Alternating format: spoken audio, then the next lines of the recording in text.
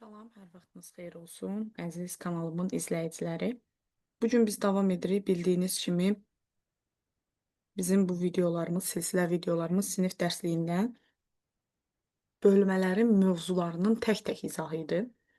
Keçən video izahda qeyd etdim birinci bölmənin hər dörd mövzusunu. Bugün davam edirik ikinci bölməmizin mövzuları ilə. Əvvəlcə mövzularımızla tanış olaq. Bölməmizin adı kompüter. Mövzularımız kompüter, deməli fərdi kompüterlər, kompüter necə işləyir, iş masası, menyu, fayllar, qovluqlar, ümumi pəncərə. Təbii ki, ümumiləşdirici tapşırıqlar da daxil olmaqla. Biz başlayaq. Əvvəlcə bir neçə də nəzəri materiallar sizin diqqətinizə çatdıracaq və yadda saxlayın ki, kompüter və fərdi kompüter arasındakı fərqi də öncə biz bilməliyik. Deməli, birinci, fərdi kompüter nədir? Bir var kompüter, bir var fərdi kompüter. İlk kompüter ENIAC-dır. Hələ ki, tarixən də belə deyək. ENIAC-dan qabaqçı kompüterlər də var, amma dərslikdən yola çıxsaq belə deyə bilərik. ENIAC, John von Neumann, eyni zamanda iki digər alimin belə deyək də ixtirasıdır, icadıdır. Dərsliklərdən vəsaiti John von Neumann adı verir. Elə biz də abituriyentlərə, şagirdlərə öyrədərkən belə deyirik ki, ilk kompüterimiz, yəni indiki kompüterlərin belə əcdadı ENIAC, yaradan da John von Neumanndır. Bəs fərdi kompüter nədir? Azərbaycan dilində olduğu kimi fərdi bir nəfərin istifadə etdiyi kompüterlərdir. Fərdi kompüter evdə, müəssisədə bir nəfərin istifadə etdiyi kompüterlərə biz deyəcəyik fərdi kompüter. Və yadda saxlayın ki, ilk fərdi kompüter 1981-ci ildə. Artıq bunu bəzi müəllimlər bilirsə, yəni nəsillərdən yola çıxıb 1981-ci ildə yaradılıb IBM firması. IBM firmanın adı firma yaradır. IBM firması və kompüterin adı da olur IBM personallı kompüter, PC. Deməli, 1981-ci ildə ilk kompüterimiz yarandı və ilk fərdi kompüter yarandı. IBM firması tərəfindən bu nəzəri materialda bilməyimizdə fayda var. İlk fərdi kompüterin də adı IBM personallı kompüter adlanır.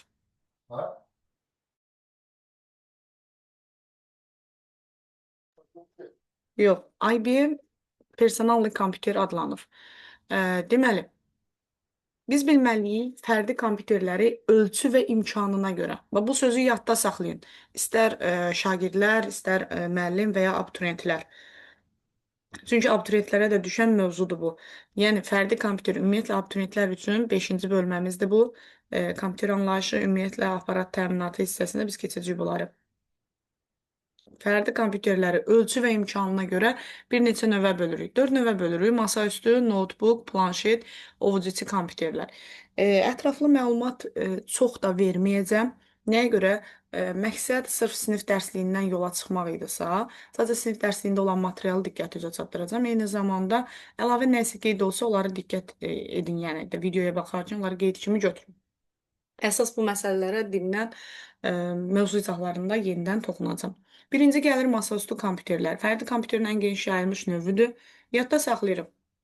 Masaüstü kompüter 4 əsas hissədən ibarət olur.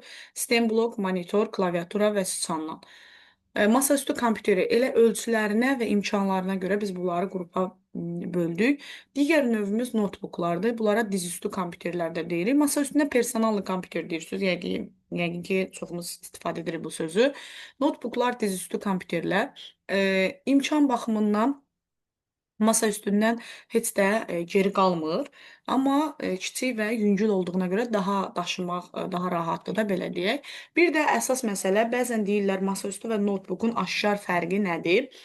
Notebook elektrik şəbəkəsinə qoşulmaqla, yəni batareya rejimi ilə də işləyə bilir. Yəni zaretkanla belə deyək də. Notebook zaretkanla da işləyə bilir, amma masa üstündə belə bir forma olmur. Yəni, masaüstü kompüterlər batareya rejimi ilə işləyə bilmir. Amma notebooklarda batareya rejimi var. Daha sonra planşet kompüterlər ekran barmaqla və ya stilus adlanan xüsusi qələmlə işləyən fərdi kompüter növüdür. Ən geniş yayılmış növü iPad-lərdir. Stilus da bildiyi nədir? Planşetlərin, ovuc içi kompüterlərin ruçkası, qələmi bir sözlə. Ovucusu kompüterlərdə ölçüsünə görə planşetdən kiçik olur. Cibə yerləşdiyinə görə ovucusu və ya cib kompüterləri də deyirik bunlara. Bu smartfonlar eyni zamanda ə, digər işlər üçün istifadə olunan balaca qurğular ovuc üçün. Evdə məktəbdə olan masaüstü kompüterlərə diqqət yetirin, araşdıraq, öyrənək. Onun hissələrindən bir-birinə necə bağlandığını araşdırın.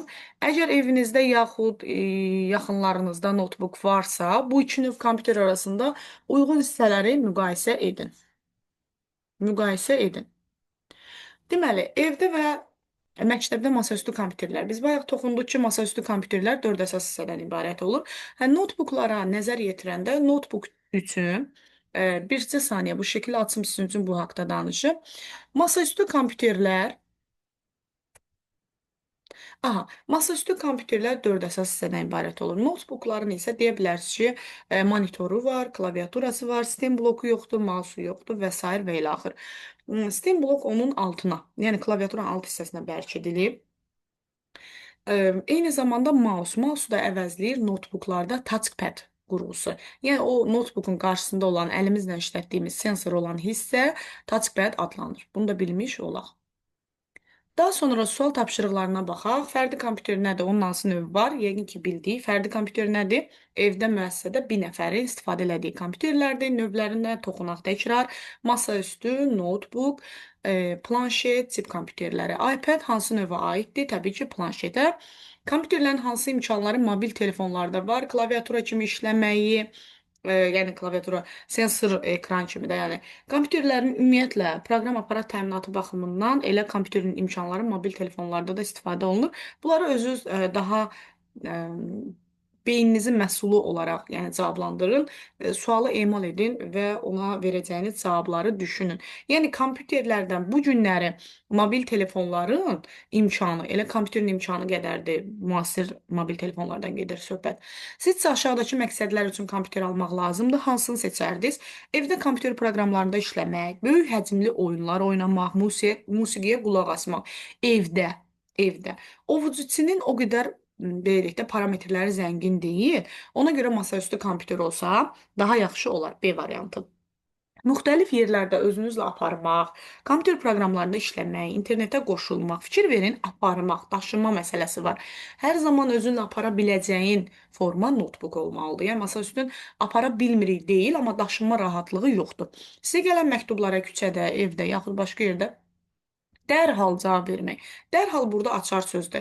Yəni notebooku açana qədər bir zaman gedir, amma ovuc içi smartfonlar anında cavablaya biləcəyiniz variant olur. Daha sonra kompüter necə işləyir? Ümumiyyətlə biz yadda saxlayaq ki, kompüterin aparat təminatı, proqram təminatı haqqında, ümumi informatikanın bölmələri haqqında danışaq. Qeyd edin bir yerə. Bu belə tip belə deyək də başlıqlar çıxanda arasında mən sizə bir neçə qeydlər deyəcəm.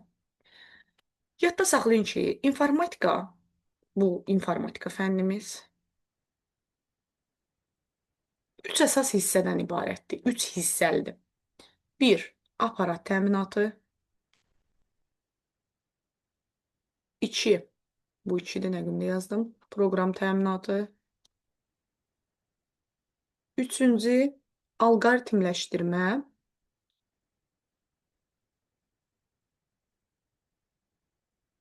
Alqoritmləşdirmə və proqramlaşdırma.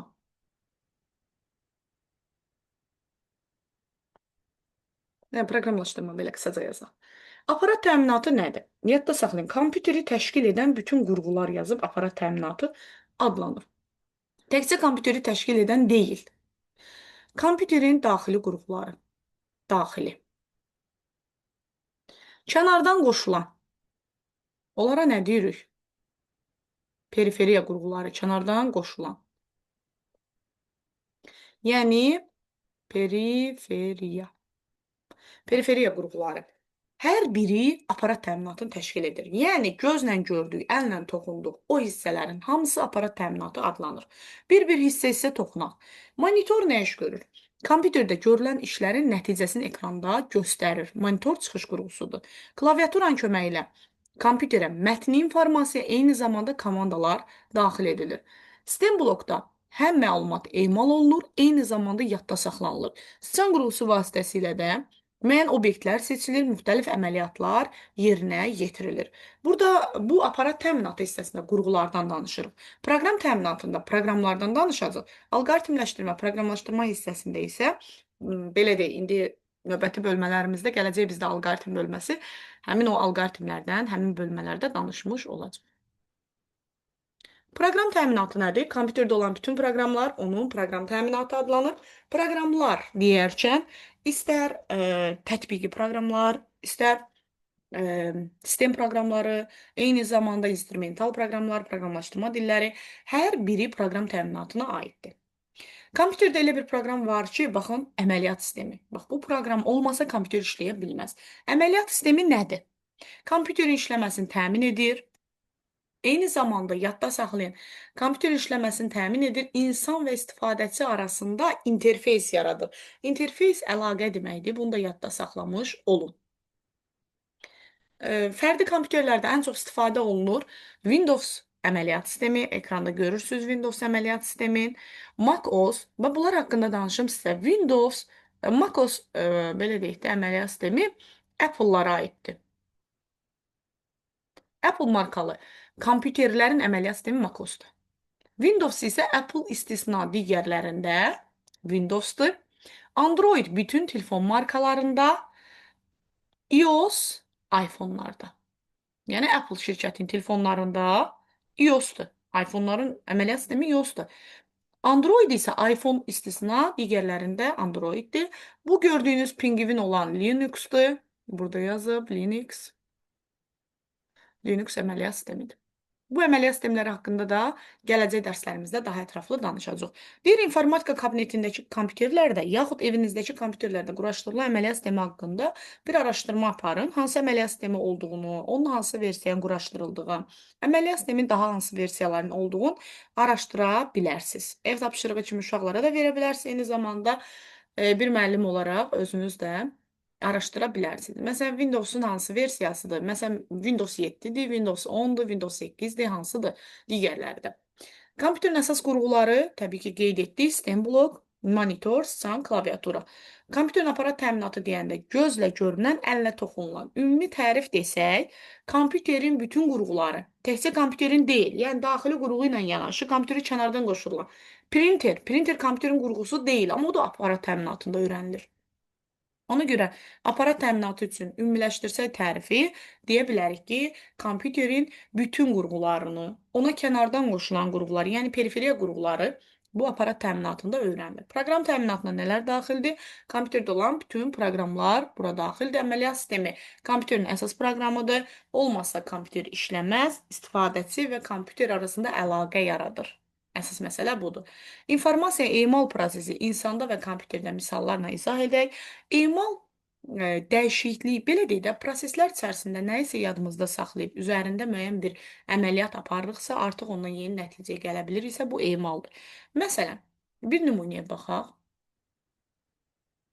Müəyyən bir nümunədə, məsələn, yazırıq 5, üstəgəl x bərabərdir 10-a. X bərabərdir 10 çıxılsın 5-ə, x də bərabərdir 5-ə. Mənim bu x-ım emaldan sonra əldə etdiyim nəticədir. Yəni, mən x-i tapmaq üçün, məhsul toplananı tapmaq üçün qayda bilməliyəm. Yadımda saxladığım hər hansı qaydanı gətirirəm, istifadə edirəm. Ondan 5 çıxıram, 5-i tapıram. B qismin dəyərini tapmış oluram. Bu proses kompüterdə də belə nümunələrlə həyata keçirilir. Kompüterdə müəyyən bir iş icra edirəm. Hal-hazırda recording, videonu qeydə alıram. Qeydə alıram. Daha sonra mən emal edib, onun üzərində dəyişikliyimi aparıb, adını dəyişib YouTube kanalında paylaşacağım sizlərlə də. Yəni, o emal prosesi sonda olan prosesdir, dəyişiklikdir. Müəyyən misalların həlli, eyni zamanda müəyyən proqramların açılmağı, bunlar emala bağlı olan proseslərdir. Yadda saxlayın, kompüterdə emal prosesi, kompüterdə, bircə saniyə bunu qeyd eləyin, hətta kompüterdə emalı prosesor yerinə yetirir. Prosesor yerinə yetirir. İnsanda emalı beyin. İnsan beyni. Elə proses sırada kompüterin beyni deyilir. Niyə? Çünki bütün işi o idarə eləyir. Bütün dediklərimizi o idarə eləyir. Bunu da beləcə yadda saxlayın. Daha sonra davam edək növbəti mövzumuzla. İş masası. Nədir iş masası? Birinci sualımızı belə verək. Kompüter işə salındıqda ekrana çıxan görüntü iş masası adlanır. Yadımızda qalsın. Kompüteri işə salırıq. Ekranda gördüyümüz o açılan hissə, pəncərə iş masası adlanır. İş masasında kiçik şəkillər olur. Biz onlara deyəcəyik simgələr. Simgə nədir? Hər bir proqramın kiçik-kiçik şəkilləridir sanki. İş masasının aşağı hissəsində, tam aşağısında tapşırıq zolağı yerləşir. Tapşırıqlar zolağının sağ tərəfində bildiriş sahəsidir. Bildiriş sahəsini yəqin ki, ekranımdan görünür. Bircə saniyə görünürsə əgər qələmi aktivləşdirim. Mən o hissəni diqqətinizə çatdırım. Tam ekranın tapşırıq zolağı aşağı hissədir. Baxın bu hissə. Bu yazdığım hissə görünür yəqin ki, görünürsə. Bunun sağı, yəni bu tərəf bildirişlər sahəsidir. Bildirişlər sahəsində nə olur? Saat olur, dil olur, eyni zamanda qoşulan qurğular olur, Wi-Fi internet olur, batareya rejimi olur, Bluetooth olur, açılmış proqramın və s. Burada da axtarış sistemi ümumi gələn pəncərədir. Bu bildiriş sahəsidir. Yəni bildirişlər burada gəlir sağda. Sol tərəfində isə axtarış sahəsi, bax burada axtarış sahəsi axtarmaq üçün eyni zamanda açıq qalan, hal-hazırda aktiv olan proqramlarımın adı qalır. Mən indi Google Chrome-da belə deyək, 5-ci sinif dərsliyin PDF halda baxıram. Eyni zamanda yadda saxlanmış, yüklənmiş fayllarda açılıb. Bir də Zoom proqramı aktivdir deyə Zoom görünmüş olur burada.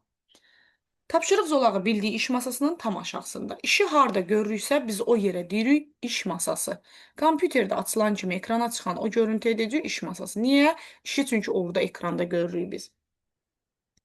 Baxın, bu görüntüyə deyirik iş masası. İş masasında bütün simgələr iş masasında yerləşə bilmir. Yadda saxlayaq. Amma əsas görünüş olaraq recycle bin, çöp qabı, korзина dediyimiz, kontrol panel, idarə etmə paneli. Daha sonra ZIS personal kompüter, kompüter simgəsi burada olur. Eyni zamanda networkdir, burada şəkildə görünmür. User şeydə də pafkasıdır. Bunlar görünmüş olur. Ekranda hərəkət etdirərkən, baxın şəklin də üzərində görünür aydın formada. Yenidən, yenə ən azı şagirdlər üçün deyirəm təbii ki bu qeydləri. Bu iş masasıdır. Düzdür, bu iş masasıdır. Bu simgələrdir. Bu tapşırıq zolağıdır. Bildiriş zolağı da baxın bu hissədir. Sanın göstəricisi olur ekranda hərəkət elətdirəndə. Həmin göstərici kiçik oxla göstərilmiş olur. Göstəricinin hərəkəti komandaları təsdiqlənmək və yaxud da hər hansı bir şey seçmək üçün hərəkət etdirir. Hansısa faylın qovluğu üzərinə gəlmək üçün. Əgər sol düyməni bir dəfə basırıqsa, bu çıqqıltı adlanır. Yadda saxlayın bu qaydanı. Bir dəfə basılırsa çıqqıltı, 2 dəfə ardıcıl basılırsa bu qoşa çıqqıltıdır. Yaxşı, sual yaranır. Çıqqıltı ilə nə edirik? Qoşa çıqqıltı ilə nə edirik? Əgər nə isə proqramı, sənədi açırıqsa, 2 qat çıqqıldadırıq. Amma proqramı, faylı seçiriksə, bir dəfə çıqqılladırıq. Deməli, bir dəfə çıqqılladanda nə isə seçirik, 2 dəfə çıqqılladanda açırıq, artıq istifadə edirik. İş masasının fonunun üzərində simgələr yerləşən şəkilləri də dəyişə bilirik. Bu zaman ümumi, indi onu gələcək dərslərimizdə kontrol paneldən də istifadə edə bilərik. Eyni zamanda sağ düymə kontekst menündən açılmış halda personalization bəndindən də istifadə edib dəyişə bilərik. Daha sonra burada araşdıraq, öyrənək var. Evdə, məktəbdə yaxud başqa yerdə hansı iki kompüterin iş masasını müqayisə edin. Ev tapşırığı kimi verə bilərsiniz. Kompüterin iş masasında neçə simgə var deyə bilmərik. Yəni bizdə nə qədər ola bilər. İş masasının fonunda hansı şəkillər təsvir olunub, yəni o araşdıraq, öyrənək. Yəni evdəki tapşırıqlar sırasına aiddir və tapşırıq zolağının rəngi oradakı simgələrlə eynidirmi? Bu tapşırıq kimi şagirdlərə eyni zamanda özümüz üçün də bir fəaliyyət ola bilər. Son tapşırıqlara baxaq. Kompüterin iş masası nədir? Orada nələr saxlanılır? Bunlar haqqında danışdıq. Simgələr iş masasına yerləşdirmək olarmı? Bütün simgələri? Xeyr, təbii ki. Göstərici. Sana hərəkət etdirdikdə o işarəsini göstərici deyəcək. Bir dəfə çıqqılladanda dedik ki, fayl açılır, seçilir daha doğrusu. 2 dəfə çıqqıldadanda, yəni qoşa çıqqıltı ilə fayl açılır. Burada beşinci tapşırıq maraqlı tapşırıqdır. Deyir, fikirlərdən yalan olanı doğruya çevirin. Biz bircə çevirək, siz də onları qeyd etmiş olun. Birinci, kompüter tam yükləndikdən sonra, bir də saniyə qələmi görmürəm ekranda ona görə. Hə, kompüter tam yükləndikdən sonra açılan ilk ekran iş masası adlanır. Kompüter tam yüklendikten sonra, kompüter yüklenməyi nə deməkdir? Kompüter açıldıqdan sonra. Hə, yalan olanı. Ümumiyyətlə biz burada düzəliş eləməyi məcburiyyətindəyik də, yəni. Kompüter açıldıqdan sonra açılan ilk ekran iş masası adlanır. Buna düz deyə bilərik əslində, ola bilər. Yəni düzgün də olsa bu. Sanın sol düyməsinin basılmasına tıqqıltı deyilir. Sanın sol düyməsinin basılmasına çıqqıltı deyilir. Tıqqıltı yox. Elə ya da bunu söyləyək də, çıqqıltı. Sanın göstəricisi obyektin simgəsi üzərinə gətirib çıqqıldatdıqda obyekt silinir. Xeyr, obyekt seçilir. Obyekt seçilir, silinmir. Yalandır. Sanın göstəricisini obyektin simgəsinin üzərinə gətirib iki qat çıqqıldadıqda obyekt açılır. Bu düzdür. İş masasında obyektin yerini dəyişmək üçün sanın sağ düyməsini basılı hərəkət etdirmək lazımdır. Xeyr, sol düymə. Sol düymə basılı hərəkət etdirəndə obyektin yeri dəyişmiş olur. Bunları da beləcə düzəldə bilərik. Növbəti mövzumuzla davam edək. Menyu. Menyu nədir? Seçimi olan siyahıya menyu deyəcəyik. Ümumiyyətlə, menyu seçimi olan siyahıdır. Kompüterdə komandalardan ibarətdir. Kompüterin əsas menyusu baş menyudur. Baş menyunu necə açırıq? Start düyməsi ilə, bax, yadda saxlayın. Start düyməsini açılan menyu baş menyu adlanır. Dərslik yenilənib, əslində qabaqçı dərsliklər daha mükəmməl idi bu mövzularda. Bu dil indikatorudur. Təbii ki, tapşırıq zolağında klaviaturanın dil indikatoru tam sağında, bildiriş zolağında yerləşir. Hər hansı bir indikatorun qarşısında qaliçka quş işarəsi qoymaq artıq onu seçməyə bərabərdir. Əgər menyu bəndinin qarşısında qara çubucaq varsa, bu deməkdir ki, bu menyunun içində başqa menyu var. Belə menyulara da alt menyu deyilir. Əslində bu riyaziyyatda var alt çoxluq məsələsi. Çoxluğun daxilindəki elementlər, digərində elementləri var, yəni o da digərinin daxilindəki elementdirsə, belə deyək də. Bu olur alt çoxluq məsələsi. Eyni ilə burada da belədir. Alt menyudur. Alt menyu nə oldu? Menyunun daxilində başqa menyu varsa, bu olur alt menyu. Alt menyunun işarəsi qara bucaqdır. Əgər menyu bəndinin qarşısında ağac bucaqdırsa, bu alt menyu deyil. Yəni menyunun içində başqa menyu yoxdur. Hər hansı menyunu seçmək üçün, ümumiyyətlə menyular komandası file close bağlamaq seçilmiş formanı bağlamaq. Eyni zamanda bayaq toxunmaq istədiyim hissə bu idi ki, hər hansı bir bəndi seçdikdə qaliçka işarəsi var. Burada təsdiq işarəsi və yaxud da bu ümumi halda dediyiniz, bax bu quş işarəsi. Bu işarə varsa, bu onu göstərir ki, artıq bu seçilib. Kontekst menyu nədir? Yadda saxlayın, sağ düymə ilə açılan menyuya kontekst menyu deyilir. Kontekst menyu sağ düymə ilə açılır. Sağ düymə, sol düymə deyil. Qaliçka işarəsi seçilib deməkdir. Faylı bağlamaq, eyni zamanda alt menyunun da işarəsini bildik ki, alt menyu qara bucaqla göstərilmiş olur. Tapşırıqların içərisinə baxaq. Menyu nədir? Menyu seçimi olan siyahıdır. Menyular nə üçün istifadə olunur? Təbii ki, kompüterdə olan seçimlərdən, bəndlərdən istifadə üçün baş menyu start düyməsinə açılır. Windows düyməsi dediyiz düymə. Menyu bəndinin qarşısındakı qara bucaq nəyi bildirir? Alt menyunu, menyunun içində başqa menyu var. Qaliçka işarəsi də artıq bu bəndin seçildiyin. Fayl və qovluqlar. Nədir fayl? Yadda saxlayın. Yaddaşda müəyyən həcmə malik olan verilənlərin saxlandığı yerdir. Verilən deyəndə musiqi, şəkil, video fayllarda saxlanılır. Fayllar nizamsız düzülə bilər. Biz onları nizamlı hala gətirmək üçün qovluqlardan istifadə edirik. Hər bir qovluğun, bax sual kimi düşür. KSG-lərdə də olacaq. Adı və simgəsi olur. Kompüterdə adi qovluq, yəni eyni simgə ilə göstərilir birinci halda. Bəzi qovluqlarda xüsusi simgəsi olur. Məsələn, kompüter, zibil qabı, bu kimi simgələr özünün, yəni ona məxsus olur. Məsələn, baxın, Recycle bin zibil qabının öz simgəsi var. İş masasında yeni qovluq necə yaradılır? Sanın sağ düyməsi, əmrləri ardıcıl bilmək məcburiyyətindəsiz. İxtiyari yerdə, boş sahədə qovluq yaratmamızsa, əziz şagirdlər, kompüterin ekranında sanın sağ düyməsini boş bir ekranda Vurduz. New bəndi açılacaq. Baxın. New. Görürsünüz bunu. New bəndi açıldıqdan sonra folder əmri seçilir. New folder. Yeni qovluq yaradılır. New qovluq, yəni yeni qovluq yarandı. Özü avtomatik adsız olur. Mən onun üzərində kontekst menunu yenidən sağ düyməni vursam, açılan bənddən rename, keçən dəfə yadınızdadır, R şəkilçisi. Mən dedim bir D-ni yadda saxlayın, bir də R-ni. Rename baxın burada var. Name addır. Rename adı dəyişmək. Enter. Adını dəyişdik. Enter. Klavişin basırıq. Artıq işimiz tamamlanmış olur. Bu da bizim qovluq yaratma prosesimizin ardıcıllığı. Sağ düyməni vurduqda açılan menyudan açıldı. New bəndini seçirik. New folder əmri ilə yeni qovluq yaradırıq.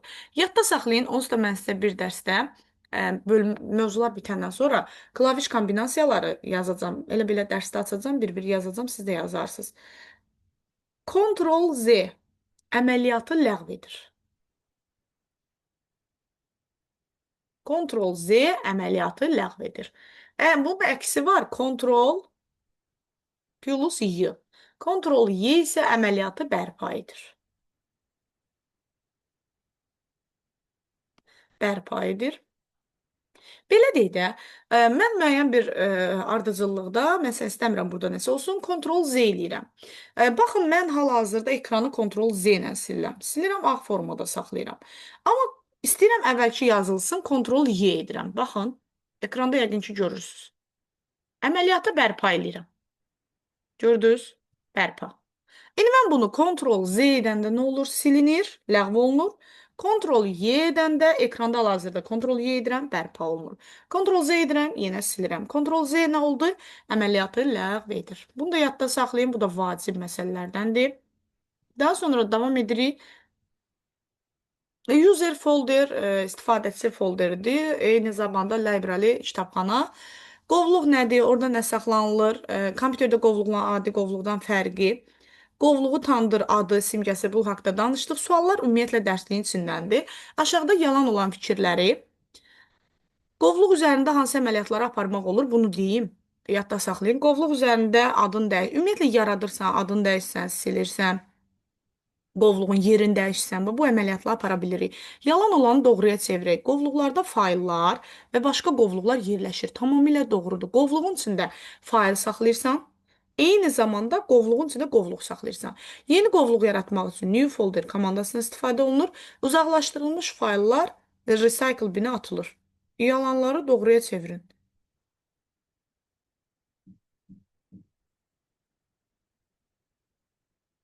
Burada heç nə yoxdur.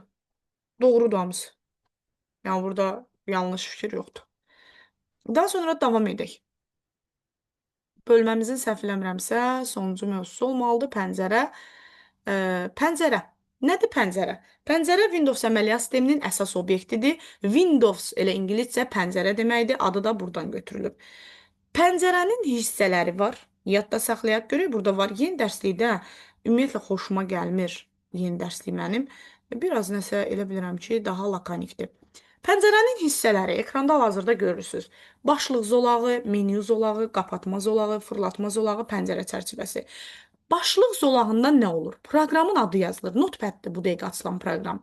Və proqramın adı yazılanda orada proqramın başlıq hissəsində yazılan özünün ümumi verilmiş adı olur. Untitled kimi. Daha sonra qaydaq buradan görək o mövzular verilibmi? Onu istəyirəm ki, bir-bir. Bəli. Pəncərənin çərçivəsi başlıq zolağı. Başlıq zolağında açılmış proqramın, sənədin, qovluğun adı yazılır. Bunu yadda saxlayın.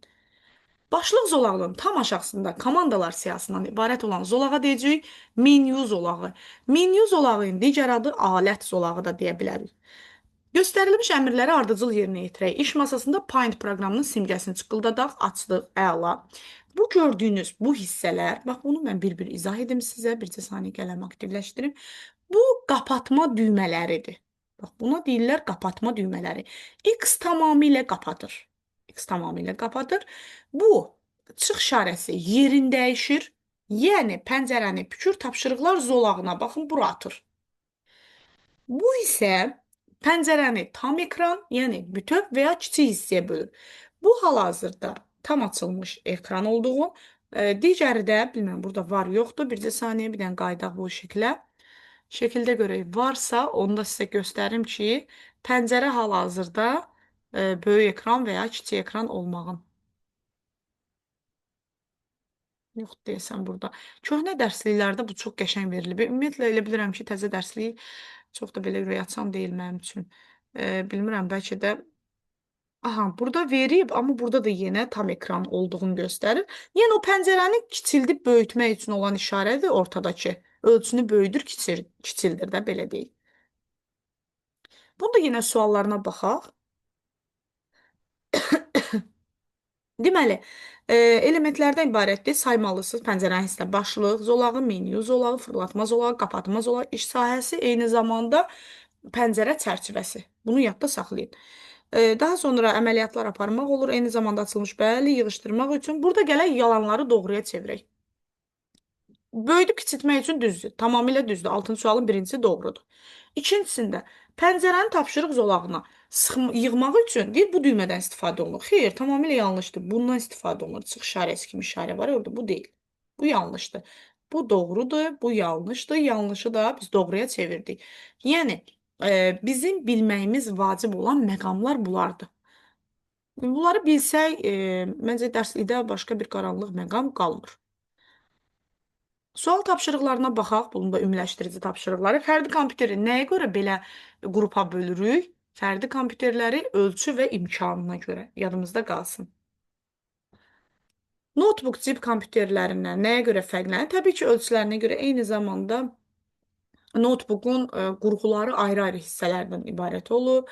Yəni notebookun bir dənə notebook burada monitoru, klaviaturası ayrı-ayrı hissə. Amma cip kompüterlərində isə bir qurğu daxilində olur. Şəkildə gördüyümüz masaüstü eyni zamanda notebookdur. Hansı proqram olmasa işləməz. Əməliyyat sistemi kompüterin ümumi işini idarə edir, interfeys yaradır. Bu görüntü nə adlanır? İş masası.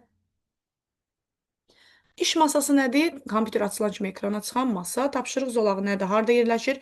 İş masasının aşağısında. Deməli, tapşırıq zolağında olan proqramla iş masasında olan proqramın arasında açılmasında fərq var. İş masasında olan proqramı açanda biz sanın sol düyməsini 2 dəfə basırıq, yəni qoşa çıqqıldadırıq, amma tapşırıq zolağında bir dəfə basırıq, yadda qalsın. Ona cəld giriş zolağı kimi də baxa bilərik. Hansı fikirlər doğrudur? Fayllar qovluqda saxlanılır, doğrudur. Qovluqlar fayllarda saxlanılır, yanlışdır. Qovluq faylda saxlanmır, fayl qovluqda saxlanılır. Qovluğun içində qovluq ola bilər, bəli. Kompüter qovluqdur, bu da doğrudur. Deməli, fayl qovluqda saxlanmır, bunu bilək. Daha sonra birazca ekranı verim aşağıya doğru. Bunu da rahat görək. Deməli, şəkilləri adlandırın. Bunu demək istəyirdim sizə bayaq ki, burada diqqətli olun. Bu olur başlıq zolağı. Başlıq zolağı. Proqram açılıb, baxın, açılmış proqramın adı var, WordPad. Sənədin adı da dokument bir kimi yazılıb. İkinci isə menyu zolağı. Menyu zolağı. Kontekst menyu nədir? Onu açmaq üçün sağ düymədən istifadə edirik. Kontekst menyuda klaviaturada hansı dillər quraşdırılıb? İngilis, rus, Azərbaycan dilləri quraşdırılıb. Amma Azərbaycan dilini dil seçmək üçün nə etmək lazımdır? Üzərinə gəlib qaliçka təsdiq işarəsini vurmaq kifayətdir. Bu gün də çalışdım sizlər üçün bu bölmənin də mövzuların izahını verib. Ümid edirəm ki, izahın bir faydası olacaq. Mənim də sizdən xahişim budur ki, videonu izləyərkən bəyənməyi, eyni zamanda bəyəndisə dostlarla paylaşmağı unutmayın. Paylaşın ki, daha çox insana faydamız olsun. Biz burada dərsləri çəkərkən faydalı olmaq adına bu yola çıxmışıq. Diqqətinizə görə minnətdaram. Növbəti sinif dərsliyi, hələ 5-ci sinif dərsliyindən mövzu izahlarının, bölmənin mövzularının izahları adlı videomuzda görüşənədək videonu bəyənib dostlarla paylaşmağı unutmayın. Təşəkkür edirəm.